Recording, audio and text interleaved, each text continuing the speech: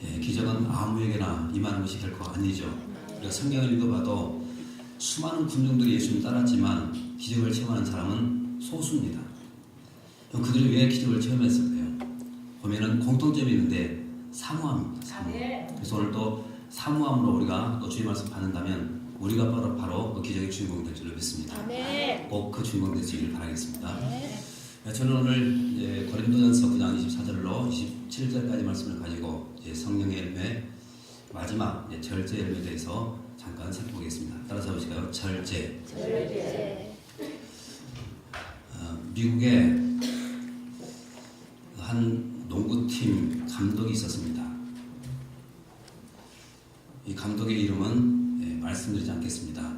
왜냐하면 이 감독이 맡은 이 팀은 항상 꼴등을 했기 때문입니다. 경기만 했다 그러면 무조건 져요. 무조건. 근데 더 놀라운 것은 그렇게 꼴등을 하는데도 매 경기마다 지는데도 불구하고 구단주가 자르지 않는 것입니다. 자, 매번 경기에 지고 또 구단주는 자르지 않고 월급 꼬박꼬박 지수하고, 그러니 이 감독도 양심이 있지. 좀 미안하지 않겠습니까? 그래서 한 번은 이제 선수들을 모아놓고 이렇게 얘기를 했다고 합니다. 여러분, 오늘 경기만큼은 우리가 한번 이겨봅시다. 지금까지 우리가 매 경기마다 패했는데 오늘만큼은 모든 경기를 다 이겨왔고 이것이 오늘 결승전이다. 그렇게 생각을 하고 최선을 다해서 한번 뛰어봅시다. 이런 말을 격려했습니다. 다시 말하면 정신적으로 무장할 필요가 있다고 느껴져서 아마 그렇게 선수들에게 얘기했던 것 같아요. 근데 결과는 또 졌습니다. 감독이 화가 났습니다. 끝나고 난 다음 선수들을 다 불러와 놓고 이제 이렇게 호통을 칩니다. 너희들은 도대체 어떻게 됐길래 감독의 말도 그렇게 무시하느냐. 그러면서 호통을 치니까 한 선수가 이렇게 얘기를 하더랍니다. 감독님, 그러면 우리 팀이 지금까지 모든 팀을 다 이겨왔던 것처럼 오늘 이 경기도 이긴 것으로 생각하시죠? 그렇게 얘기를 했답니다. 여러분, 이 이야기가 주는 중요한 교훈이 하나 있습니다. 그 교훈이 뭐냐면 이 승리는 어떤 정신적인 그런 상태나 또 마음만 먹어서 절대로 우리가 얻을 수가 없다는 것입니다. 자, 그러면 생각해 보십시오. 승리하려면 뭐가 있어야 될까요? 실력이 있어야 되죠. 실력. 여러분, 실력이 없으면 결코 승리할 수가 없습니다. 그런데 이 실력은 어떻게 해서 만들어질까요? 따라서 보시죠. 훈련. 여러분, 훈련해야지만 실력이 쌓인 것입니다. 훈련해야지만 이 실력이 더 커지게 되는 것입니다. 훈련해야 됩니다. 그런데 성경은 이 훈련이라는 이 단어를 매우 독특한 그런 단어로 바꿔서 얘기합니다. 그 단어가 오늘 말씀이죠. 절제라는 단어입니다. 절제. 따라서 보니까 절제. 이 절제를 그 헬라어로 말하면 엥크라테이아 그런데요. 엥크라테이아라는 이 말이 무슨 말인가면 훈련을 목적으로 모든 종류의 욕망을 절제하는 것. 이것이 엥크라테이아입니다. 엥크라테이아. 그런데 중요한 것은 오늘 성경의 열매 가운데 지금 마지막에 등장하고 있는 열매가 어떤 열매죠? 절제라는 열매죠. 절제. 자, 그러면 다시 또 복습할 시간이 돌아왔습니다. 이제 오늘이 마지막일 것 같습니다. 같이 한번 또 외워보겠습니다. 자, 첫째 시작. 희락, 화평, 오래 참음, 자비, 양선, 충성, 온유, 절제. 저는 이 모양을 다 봤습니다. 자, 보십시오. 성경의 열매 가운데 가장 먼저 나온 열매가 뭡니까? 사랑이죠. 여러분, 왜 사랑이 가장 먼저 나올까요? 여러분, 이 순서를 놓치지 마십시오. 이 순서도 상당히 중요한 의미가 있습니다. 사랑이 모든 열매를 맺는데 가장 기본적인 것입니다. 사랑이 없으면 맺을 수가 없습니다. 그런데 중요한 것은 왜 성령의 열매 가운데 가장 나중에 이 절제 열매가 등장하고 있느냐 그러면 여기 사도 바울이 그냥 아무렇게나 던져서 사용했기 때문에 이 절제가 가장 마지막에 나왔을까요? 저는 그렇게 보지 않습니다. 왜냐하면 이 절제는 상당히 중요한 열매입니다. 자, 사랑에서부터 온유까지 이 모든 열매를 한번 보십시오. 자, 지금까지 사도 바울은 쭉 성경의 열매를 설명하다가 마지막에 절제를 딱 등장시켰는데 그 이유가 뭐냐면 절제가 없이는 앞에 8가지 그 열매를 절대로 맺을 수 없게 됩니다. 가장 중요한 것이 바로 이 절제라는 것이죠. 그래서 오늘 우리의 삶 가운데서도 바로 이런 절제 열매가 상당히 필요합니다. 그렇다면 이 절제의 열매를 맺으려면 과연 어떻게 해야 할 것인가? 열매를 맺는 비밀, 그것을 잠깐 살펴보고 또 함께 은혜를 나누겠습니다. 오늘 말씀 3가지로 정리해 보겠습니다. 먼저 첫 번째는요, 따라서 보세요. 하나님께 쓰임받는 삶. 자, 오늘 우리가 읽었던 본문이 지금 어디에 있죠? 고린도 전서에 있죠. 고린도 전서. 자, 그러면 여러분 고린도라는 이 도시가 어느 나라에 속한 도시인지 아시겠습니까? 네, 그리스에 속한 도시입니다. 그리스. 자, 그러면 그리스 그러면 여러분 혹시 생각나는 거 있을까요? 뭐가 생각날까요? 예, 올림픽. 예, 올림픽이 탄생한 나라죠. 올림픽이 탄생한 나라. 자, 그런데 사도 바울이 그 고린도의 편지를 보낼 이 당시에 그 그리스에 유명한 체전이 있었습니다. 그 체전의 이름을 이투미안이라고 말합니다. 이투미안. 이 이투미안이라는 연례 체전이 있었어요. 그런데 어느 기록을 보면요, 그 당시 사람들, 그 그리스 사람들이 가장 영예로운 것이 뭐냐면 그 이투미안 연례 체전에 선수로 참여하는 것, 이것을 최고의 영광으로, 최고의 예로 생각을 했던 것입니다. 그리고 반대로 가장 수치스러운 일, 불명예스러운 일을 어떻게 그들은 얘기를 하냐면 그 선수 자격을 박탈당하는 것, 그것을 최고로 불명예스럽게 그들은 생각했습니다. 자, 이런 배경을 가지고 오늘 이 본문이 쓰여져 있는데 잠깐 그러면 생각하시면서 한번 보십시오. 자, 27절 말씀까지 보겠습니다. 자, 9장 27절 같이 한번 읽어보겠습니다. 시작. 내가 내 몸을 쳐 복종하게 하면 내가 남에게 전파한 후에 자신이 도리어 버림을 당할까 두려워함이로다. 자, 지금 27절 보니까 어떤 단어가 지금 들어있냐면 버림을 당할까 두려워합니다. 그러죠? 다시 보십시오. 내가 내 몸을 쳐 복종하게 하면 내가 남에게 전파한 후에 자신이 도리어 버림을 당할까 두려워합니다. 여러분, 여기서 버림받는다, 이 뜻이 뭘까요? 내가 구원받았는데 이 구원이 취소된다는 그런 의미일까요? 네, 그런 의미가 아닙니다. 어떤 의미인가 하면 여러분, 구원받은 것은 결코 취소가 없습니다. 한 번 구원받으면 이것은 확실한 것입니다. 그런데 여기서 왜 버림받는다는 이 단어가 기록되어 있을까 하는 것이죠. 이것은 이런 의미죠. 내가 지금 하나님 앞에 쓰임받고 있습니다. 그런데 쓰임받는데 어느 순간 하나님 앞에 더 이상 쓰임받지 않는 상태, 그것을 버림받다 그렇게 말합니다. 버림받다. 그래서 신학자들은 이 단어를 어떻게 해석하냐면 자격 박탈 이렇게 해석합니다. 자격 박탈. 여러분, 자격이 박탈된다는 거, 이것만큼 수치스럽고 또 불명예스러운 일이 어디가 있겠습니까? 오래된 이야기인데요. 1988년도 그러면 생각나는 게 있죠. 서울올림픽이죠. 네, 서울올림픽. 근데 1988년도 9월 27일 캐나다 CBS 방송 아침 뉴스에 이런 내용으로 뉴스가 나갔다고 합니다. 오늘은 우리나라의 100m 달리기 선수 벤 존슨이 세계 기록을 보유하고 있었는데 그 모든 기록이 취소되는 날입니다. 이것은 우리 국가적으로 엄청난 수치입니다. 자, 이런 방송이 나갔습니다. 뉴스가. 그래서 한 기자가 인터뷰를 했는데 어떻게 인터뷰를 하냐면 이런 인터뷰를 합니다. 당신은 왜 약물을 복용했습니까? 하고 물었더니 그가 이렇게 대답을 해요. 자신은 세계 기록 보유자이고 그리고 훈련을 하기 싫고 또 우승을 하고 싶어서 어쩔 수 없이 약물을 복용했습니다. 그렇게 얘기를 하더랍니다.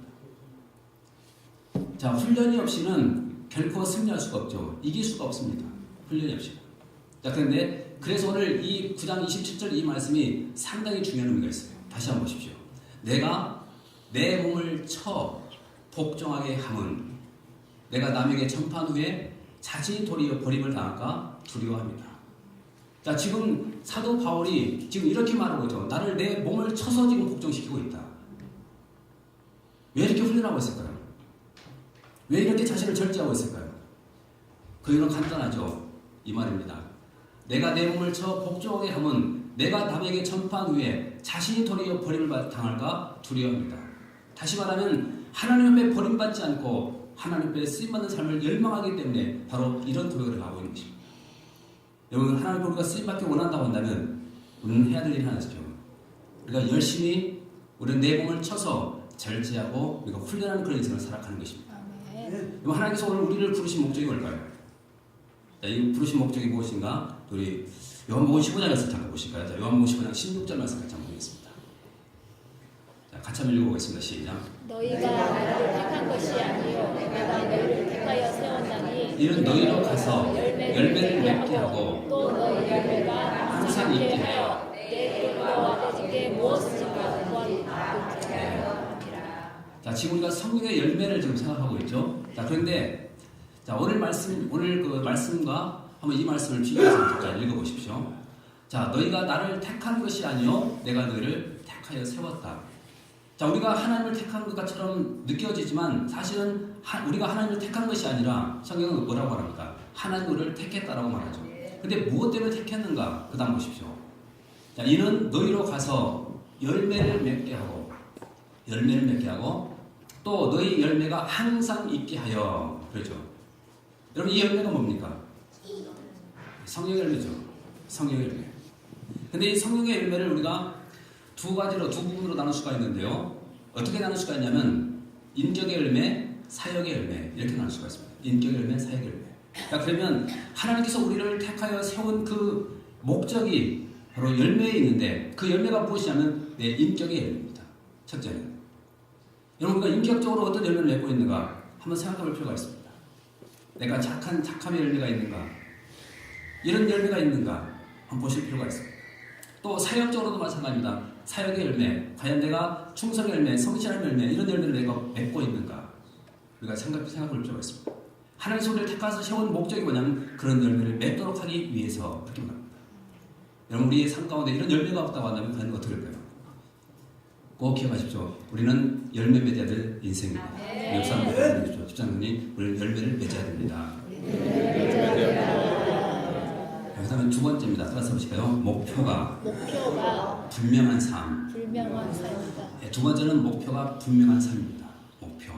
자, 오늘 본문을 잠깐 읽어보시면 참 재밌는 그 구절이 나옵니다. 자, 특별히 두 가지 운동 경기가 나오는데, 자, 어떤 운동 경기가 나오는가 여러분 한번 생각하시면서 한번 보십시오. 자, 먼저 24절 말씀 같이 한번 읽어보겠습니다. 자, 시작. 운동장에서 다름질하는 자들이 다 달릴지라도 오직 상을 받는 사람은 한 사람인 줄을 너희가 알지 못하느냐. 너희도 상을 받도록 이와 같이 다름질하라. 예, 지금 사도 바울은 당시 체전이었던 이투면 체전을 지금 두고 이 말씀을 지금 기록하고 있습니다. 자, 그런데 지금 24절 말씀을 보면 지금 어떤 경기가 생각이 나십니까? 어떤 종목이? 달리기죠. 예. 달리기를 지금 생각하고 있습니다. 달리기. 그 다음에 또 하나, 자, 어떤 경기가 나오는가? 자, 26절 말씀 같이 보십시오. 자, 같이 읽습니다. 시작. 그러므로 나는 다름질하기를 항방 없이 하는 것 같이 아니하고 싸우기를 호흡을 치는 것 같이 자, 아니하고. 그러면 또 26절 말씀에는 또 한 종목이 나오죠. 뭡니까? 어떤 겁니까? 예, 권투, 복싱이 나오죠. 복싱. 그렇죠? 그러므로 나는 다름질하기를 향방 없는 것 같이 아니하고, 그 다음 보니까 싸우기를 허공을 치는 것 같이 아니하며. 자, 복싱이 나오죠. 자, 지금 두 가지 종목이 나옵니다. 달리기가 나오고 또 복싱이 나옵니다. 권투가 나오죠. 자, 그러면 자, 생각해 보십시오. 달리기 선수가 출발선상에 서 있습니다. 그리고 총소리와 함께 막 뛰기 시작하는데 한 선수만 반대쪽으로 뒤로 돌아서 땀을 뻘뻘 흘리면서 열심히 뛰었다고 생각해 보십시오. 총알처럼 뛰어갔다 할지라도 그 사람의 기록이 인정이 될까요? 안 될까요? 안 되죠. 안 됩니다. 또 권투 선수도 보십시오. 상대방은 앞에 있는데 그냥 허공에다가 빛과 같은 속도로 주먹질을 한다고 칙칙거리면서 이것은 입에서 나는 소리가 아니에요. 그렇게 한다고 할지라도 이것은 결코 인정되지 않습니다. 자, 보시면 그러면 이 달리기도 그리고 권투도 마찬가지죠. 여러분 중요한 것이 뭘까요? 열심이 아니라 뭡니까? 목표죠. 목표가 중요한 것입니다. 목표. 자, 그러면 이것을 염두에 두고 말씀 잠깐 보십시오. 자, 25절 말씀 같이 한번 읽어보겠습니다. 25절입니다. 시작. 이기기를 다투는 자마다 모든 일에 절제하나니 그들은 썩을 승리자의 관을 얻고자 하는데 썩지 아니할 것을 얻고자 하노라. 예, 지금 25절 말씀을 읽어보시면요. 자, 이기기를 다투는 자마다, 그죠? 다투는 자마다. 여기서 다툰다는 이 말이 어떤 뜻이냐면 모든 에너지를 다 쏟아붓는다. 모든 에너지를 다 쏟아붓는다. 그런 뜻입니다. 자, 그런데 목표가 없이 그냥 무조건 모든 에너지를 다 쏟아붓는다. 그런 뜻이 아닙니다. 그 다음 보시면요. 자, 이기기를 다투는 자마다 모든 일에 절제한다. 그러죠. 자, 지금 모든 에너지를 다 쏟아부으면서 절제하는 이유가 뭐냐면 25절에 그랬대요. 이기기를 위해서다. 이기기를 위해서. 그럼 이것이 바로 목표입니다. 첫 번째 목표. 이기기를 위해서. 근데 또 하나의 목표가 있는데요. 자, 23절 말씀을 같이 보십시오.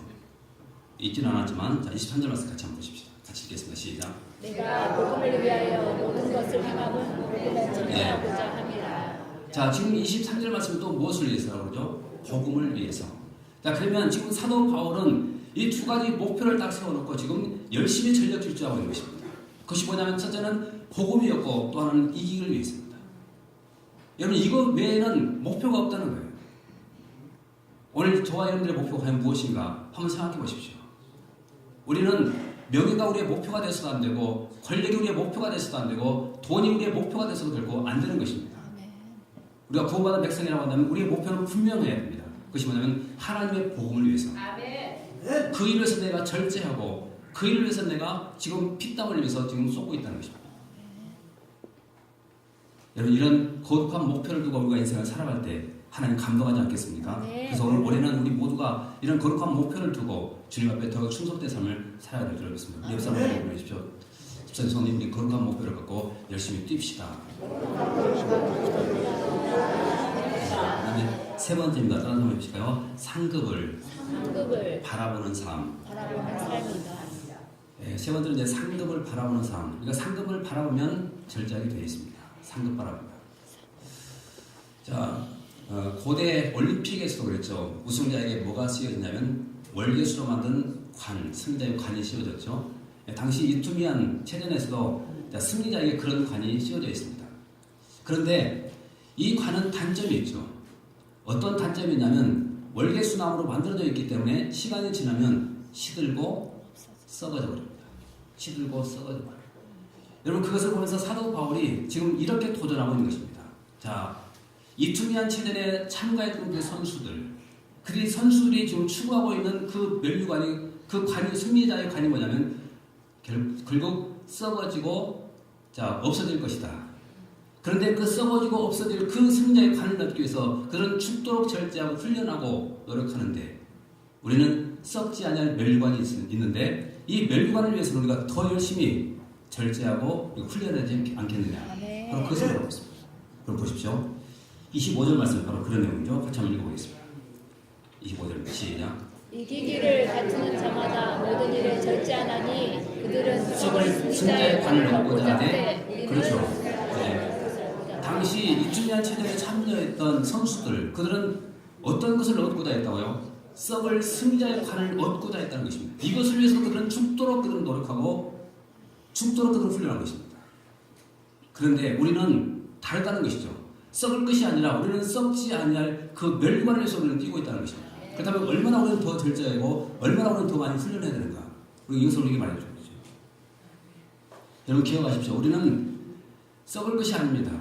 근데 썩지 아니할 관, 이것을 말할 때 어떤 사람은 금멸관을 얘기하는데요. 지금 여기서 말하는 썩지 아니할 관은 금멸관을 얘기하는 것이 아닙니다. 그것은 상징적인 것입니다. 상징적인 것.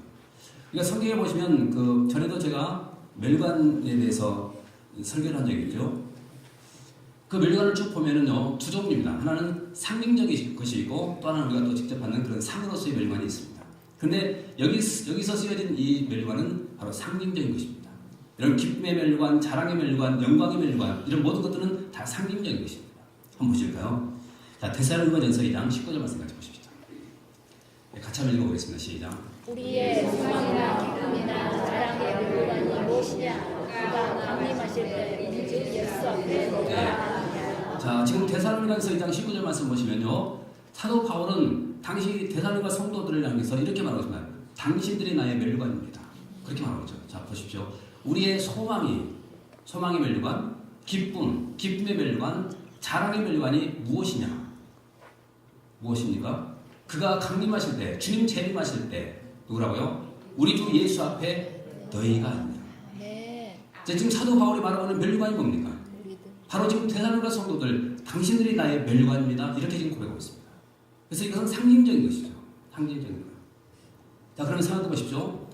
우리가 나중에 다 주님 만나게 될 겁니다. 네. 근데 주님 만났을 때 가장 감격적인 일이 있다고 한다면 어떤 것이 있을까요? 내가 전도한 사람, 그 사람이 구원받아 거기 와 있다는 거예요. 여러분, 그것을 볼 때 얼마나 기쁘겠습니까? 그래서 주님 앞에 우리가 이렇게 자랑하지 않겠습니까? 주님, 이 사람 제가 전도했습니다. 이것이 바로 멸류관이에요. 이것이. 만약의 경우에 그런 멸류관이 우리가 없다고 한다면 여러분, 우리가 주님 앞에 어떤 모습으로 있을 거예요? 그래서 성경은 부끄러운 모습으로 설 자도 있을 것이라고 말합니다. 주님 앞에 섰을 때 그렇게 자랑할 만한 그런 여러분의 멸류관이 있습니까? 저는 오늘 여러분 모두가 다 저희 그런 멸류관이 되기를 다 바랍니다. 우리가 천국 갔을 때 여기 모여 우리 모두가 다 천국에서 만나게 된다면 주님, 우리가 함께 우리가 교회를 섬기고 함께 하나님 일을 했던 우리 모든 성도들이 있습니다. 이렇게 말한다고 한다면 이것이 바로 나의 자랑의 멸류관이고 이것이 나의 기쁨의 멸류관 아니겠습니까? 이런 멸류관, 우리가 이 멸류관을 사모하라는 것입니다. 근데 이 멸류관만 있는 것이 아니에요. 진짜 우리가 머리에 쓸 그런 멸류관도 있습니다. 우리가 요한계시록 가서 보시면 24장로들이 머리에 쓰고 있는 멸류관, 구원의 은혜에 감사해서 다시 또 벗어 던지고 이런 일들을 우리가 보지 않습니까? 머리에 쓰는 멸류관이 있습니다. 성경에 수많은 멸류관들이 나오는데요, 만약의 경우에 그게 다 그럼 어떤 물질적인 그런 상징적인 것이 아니라 물질적인 것이라고 한다면 우리 머리는 개머리 되고 말 겁니다. 그렇죠? 자랑의 멸류관도 써야 되고 영광의 멸류관도 써야 되고 그러다 보면 멸류관 쓰다 보면 몇 층까지 올라가겠어요. 그런데 분명히 성경은 우리가 쓰게 될 멸류관이 있다고 합니다. 이것을 어떻게 표현하는 상이다. 그렇게 합니다. 상. 자, 그럼 성경 보십시오. 자, 오늘 이 말씀 24절 말씀 같이 보겠습니다. 24절입니다. 시작. 운동장에서 던지라는 자들이 다 달릴지라도 오직 상을 받는 사람은 한 사람인 줄을 너희가 알지 못하느냐? 너희도 상을 받도록 이와 같이 그러죠. 자, 지금 운동장에서 열심히 다른 박질 치는 달리기 선수가 뭘 향해서 그렇게 뜁니까? 상 받으려고 뛴다는 것입니다. 상. 자, 그가 1등 했을 때 분명히 상이 주어지죠. 자, 그러면 우리가 왜 열심히 신앙생활하면서 이렇게 고생하고 또 섬기고 우리가 이렇게 살아가는가? 그 이유도 간단하죠. 상이 있기 때문입니다. 상. 여러분, 이 상을 사모하십니까? 네. 순수하니까 사모하죠. 어떤 사람은 상 그러면 유치합니다. 그렇게 얘기합니다. 다 컸는데 유치합니다. 만약의 경우에 생각해 보십시오. 상이 유치하다고 만약에 생각된다고 한다면 여러분, 이 세상에서 최고의 상이던 노벨상을 준다고 한다면 여러분, 우리가 거절할 수 있을까요? 거절 안 하죠. 자랑스러워서 두고두고 자랑거리고 두고두고 집안에 걸어놓고 그러지 않겠습니까? 자, 그런데 그 노벨상보다도 훨씬 더 중요하고 값진 상, 그 상을 하나님이 우리에게 주신다는 것입니다. 네. 그 멸류관을 하나님이 우리에게 주신다는 거예요. 그러면 그 상을 바라보고 더 열심히 힘들고 어려워도 절제하면서 달려가야 되지 않겠습니까? 이게 신앙생활입니다. 그래서 신앙생활을 한마디로 말하면 상을 바라보고 열심히 전력질주하는 것입니다. 저도 제가 전력질주에 대해서 설명을 드린 적이 있죠. 자, 전력질주가 뭐냐면 굶주린 사냥개가 앞에 먹이를 발견했습니다. 그리고는 그 먹이를 향해서 전력질주하는 그 모습을 가리켜서 전력질주한다 이렇게 표현합니다. 여러분 생각해 보십시오. 굶주린 사냥개가 지금 먹이를 발견했습니다. 그럼 그 사냥개가 먹이를 하면서 가는데 옆도 보고 또 뒤도 보고 천천히 이렇게 가겠습니까? 아니죠. 사냥개 앞에 목표가 딱 발견된다고 하면 다른 거 안 보죠. 뭐만 봅니까? 그 먹잇감만 딱 보는 거예요.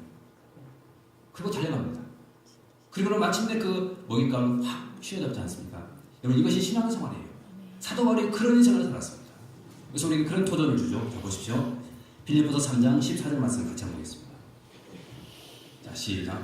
푯대를 향하여 그리스도 예수 안에서 하나님이 위에서 부르신 부름의 상을 위하여 달려가노라. 조금 전에 설명했던 내용이 바로 이거예요.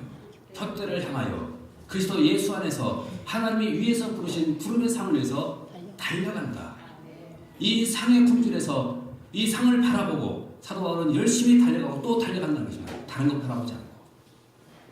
여러분 이렇게 달린다고 한다면 그가 바로 승자가 되지 않겠습니까? 자 그럼 다시 한번 육상경기를 생각해 보십시오. 육상경기에서 1등으로 가려면 비밀은 딱 하나입니다. 다른 거 신경 쓰지 말고 앞에 결승점을 향해서 죽으라고 뛰어가는 것입니다. 죽으라고. 여러분 아십니까? 이 100m 달리기 선수들이 약 지금 세계 기록이 9초대죠. 9초대인데 그 100m를 9초대에 돌파합니다. 뛰어가죠. 그런데 그 100m를 달리는데 숨조차 안 쉽니다. 숨도 안 쉰다는 거예요. 왜냐하면 숨을 쉬게 되면 그만큼 또 속도가 떨어지기 때문에 일단 출발을 딱 하는 순간부터 숨도 참고 끝까지 뛴다는 겁니다. 여러분 그렇게 뛰니까 그런 좋은 기록으로 1등하는 것 아니겠습니까? 그럼 오늘 우리도 그런 100m 선수들을 통해서 우리가 도전받아야 됩니다. 우리도 신앙생활도 100m 달리기 하는 것처럼 그렇게 내가 절제하면서 우리가 결승점을 향해서 뛰어가는 것입니다. 아멘. 우리의 결승점은 주님께서 재림하시는 그날입니다. 여러분 그날까지 열심히 뛰십시오. 그러면 이 승자의 관은 다른 사람 것이 아니라 바로 우리의 몫이 되는 것입니다. 랩사무소 고백해주십시오. 집사님 이 승리자의 관을 꼭 얻으십시다. 승리자의 관을 얻으십시다.